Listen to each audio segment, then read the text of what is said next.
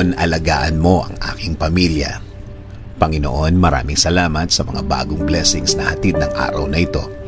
Alam ko, Lord, na marami ka na namang pagpapala na ibibigay sa akin. Tulad na lang ng nagising ako sa araw na ito. Ito pa lang, alam kong may plano ka pa para sa akin. At alam ko, Lord, na lahat ng plano mo, lahat ng bagay na gusto mong gawin sa buhay ko, ikakaganda ng aking buhay. Ikaka-level up ng aking araw-araw. At alam ko din, Lord, na alam mo ang lahat na nangyayari sa aking buhay.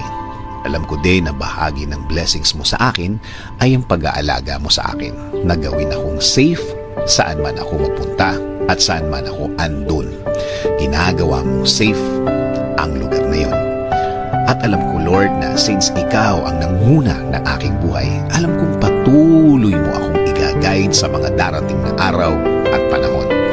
At sa lahat ng aking gagawin sa mga susunod na araw, linggo, at mga taon na darating sa aking buhay.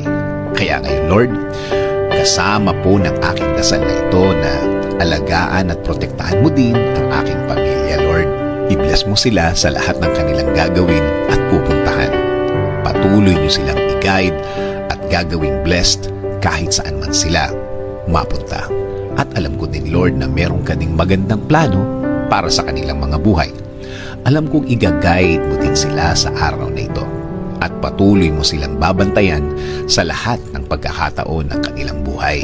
Patuloy niyo pong pasukin ang aming mga buhay. Patuloy niyo kaming bigyan ng direksyon sa lahat ng pagkakataon. Ilagay niyo po sa aming mga buhay ang mga tamang opportunity sa aming mga daan. Bigyan niyo din po kami ng guidance sa lahat ng aming gagawin sa araw na ito at sa mga susunod. Mga gagawin na nakaayon sa inyong plano, Lord, para maging pleasing sa inyo ang aming buhay. Gawin niyo rin pong ligtas ang mga biyahe na gagawin namin sa araw na ito. Ilayo niyo po kami sa mga masasamang pangyayari na pwede naming ikapahamak. Ilayo niyo rin po kami sa mga taong gumagawa at nagpaplano palagi ng masama sa kanilang mga kapwa. Huwag niyo pong hayaan na matupad ang masamang nasa isip nila. Lord, kayo na din po ang bahala sa aming bayan. Ilayo niyo ang aming bayan sa kahit na anumang sakuna. Paunlarin niyo po ang bansang Pilipinas at lagi niyo pong gawing safe ang lahat ng Pilipino sa mundo. In Jesus' name I pray. Amen.